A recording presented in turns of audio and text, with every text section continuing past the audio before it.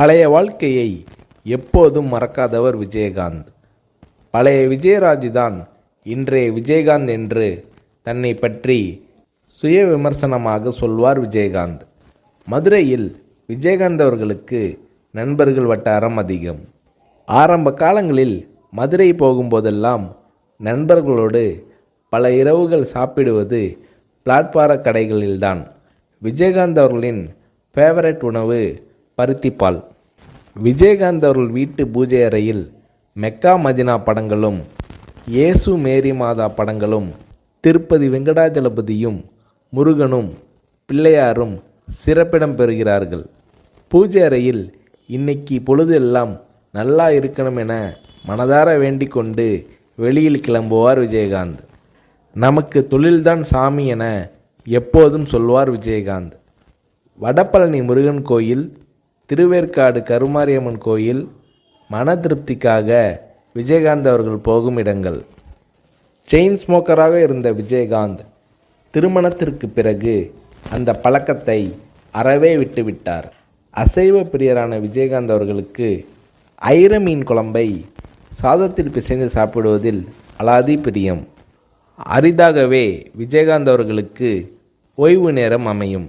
அப்போது மகன்களையும் அவர்களின் நண்பர்களையும் அழைத்து வட்டமாக உட்கார வைத்து தானும் ஒரு மீசை வைத்த குழந்தையாக மாறி விளையாடுவார் விஜயகாந்த்.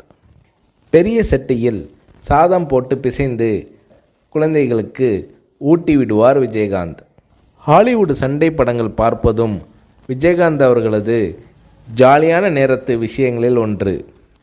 பள்ளியில் படிக்கும்போது கால்பந்து விளையாட்டை பிரமாதமாக விளையாடுவார் விஜயகாந்த்.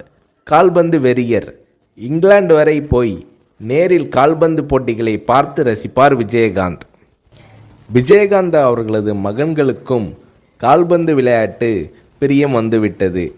மகன்கள் சொல்லி சொல்லி கிரிக்கெட் பார்ப்பதும் விஜயகாந்த் அவர்களுக்கு பிடித்தமான விஷயமானது. வீட்டில் இருக்கும்போது பசங்களோடு ஜாலியாக கிரிக்கெட் விளையாடுவார் விஜயகாந்த்.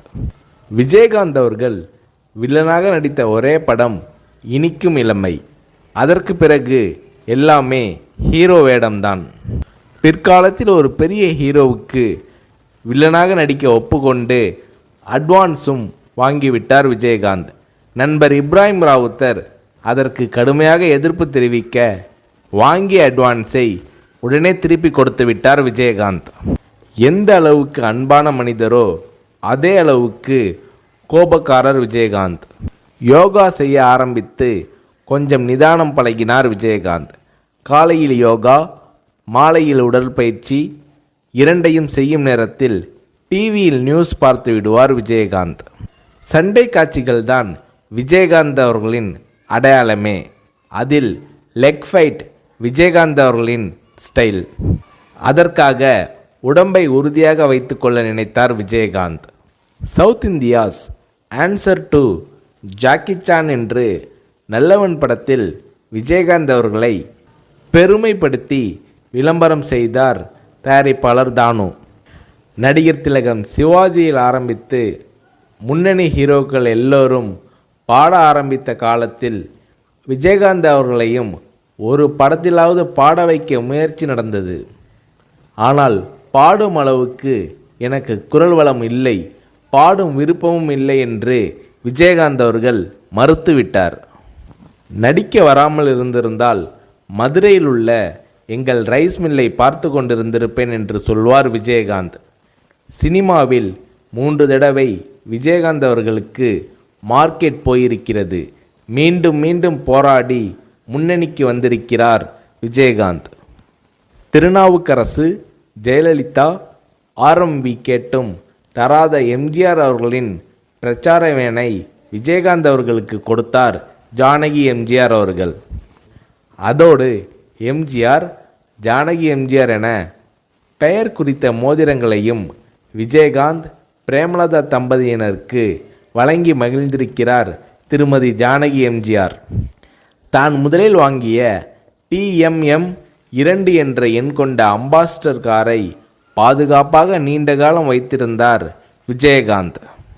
கேப்டன் விஜயகாந்த் அவர்களால் 10ஆம் வகுப்பு வரை தான் படிக்க முடிந்தது.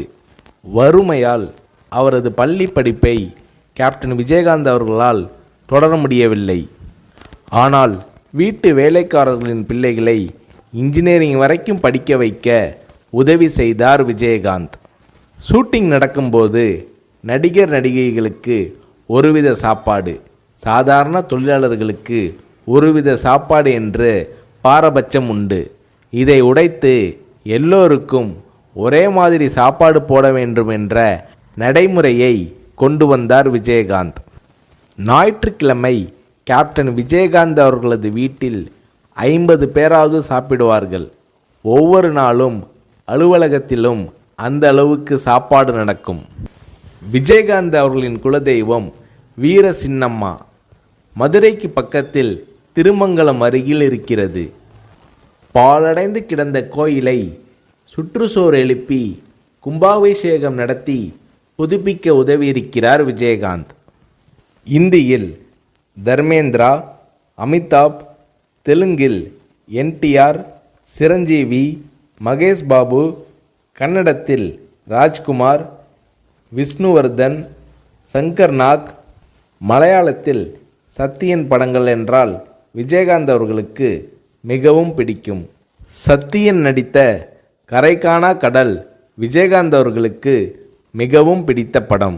ஆனால் விஜயகாந்த் அவர்கள் தமிழ் படங்கள் தவிர்த்து வேறு மொழிகளில் நடித்ததில்லை. தமிழ் படங்கள் தவிர்த்து வேறு மொழிகளில் நடிக்க மாட்டேன் என்ற உறுதியை விஜயகாந்த் அவர்கள் கொண்டிருந்தார். RK செல்வமணி இயக்கத்தில் இப்ராஹிம் ராவுத்தர் தயாரிப்பில் மேடே என்றொரு ஆங்கில படத்தில் கேப்டன் விஜயகாந்த் அவர்கள் நடிக்கப் போவதாக விளம்பரங்கள் வந்தன. ஆனால் அந்த படம் எடுக்கப்படவே இல்லை. 2005ஆம் ஆண்டு அக்டோபரில் மதுரையில் மாநாடு நடத்தி கட்சி தொடங்கினார் விஜயகாந்த். அப்போது அரசியலுக்கு நான் பிழைக்க வரவில்லை, உழைக்க வந்திருக்கிறேன் என்று விஜயகாந்த் அவர்கள் பேசினார். அந்த மேடையில் விஜயகாந்த் அவர்கள் பேசியது அத்தனையும் விஜயகாந்த் அவர்களது மனதிலிருந்து வந்த வார்த்தைகள். வாழ்க்கைனா வசதியாக வாழ்கிறது மட்டும்தானா? இந்த மக்களுக்காக விஜயகாந்த் வாழ்ந்தான்னு இருக்கட்டும், இல்லை அவங்களுக்காக அவன் செத்தான்னு இருக்கட்டும், மனுஷன் வாழ்க்கை கடைசியில் 6க்கு 3 தான். எனக்காக இம்புட்டு தூரம் வந்து உட்காந்துருக்கீங்களே, உங்களுக்காக நான் தான், இனி எனக்காக நீங்கள் தான். ரைஸ் மில்லில் 300 மூட்டை தூக்கி பழக்கப்பட்ட உடம்பு, என்னை நம்பி வந்த உங்களுக்கு நல்லது செய்வேன், நல்லது செய்வேன், நல்லது செய்வேன் என்று ஒரு சபதம் போல விஜயகாந்த் அவர்கள் உரை நிகழ்த்தினார்.